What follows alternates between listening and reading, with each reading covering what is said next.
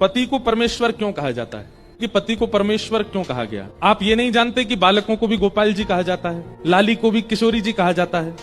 जब लाला को गोपाल जी मानने में हमको दिक्कत नहीं होती, लाली को किशोरी मानने में दिक्कत नहीं होती, पर पति को परमेश्वर मानने में इतनी दिक्कत क्यों? परमेश्वर इसलिए है कि उन्होंने आपका हाथ थामा है और जीवन भर आपकी रक्षा का उन्होंने दायित्व उठाया है।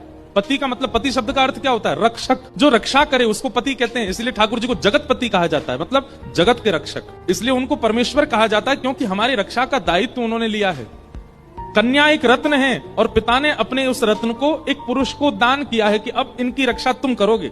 आपकी रक्षा का दायित्व उनका है, इसलिए परमेश्वर। दूसरी बात, अब आजकल तो लोग बाग भूल गए, लेकिन जनेऊ संस्कार होता है ना, तो जनेऊ संस्कार में विवाह से पहले 3 धागे पहनता है पुरुष और विवाह के बाद 3 धागे और पहनता है, तो 6 सूत्र का जनेऊ हो जाता है। 3 प्रकार के ऋण होते हैं हर मानव के ऊपर, देव ऋण, ऋषि ऋण और पितृ ऋण। बहुत सावधानी से सुनिए सब लोग, इधर देखिए।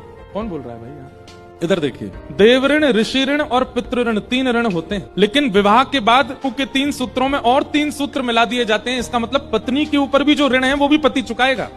जब तक विवाह नहीं होता तब तक पुरुष अपने ऋणों से मुक्त होता है। जनेऊ धारण करता है तो उसके बाद जो भी पूजा करेगा, यज्ञ करेगा, अनुष्ठान करेगा, उससे उसके ऋण खत्म होते हैं। देवताओं का जो ऋण है, पितरों का जो ऋण है, ऋषियों का जो ऋण है। और विवाह के बाद वो 3 सूत्र और पत्नी की ओर से पहनता है और फिर वो जो कुछ भी करता है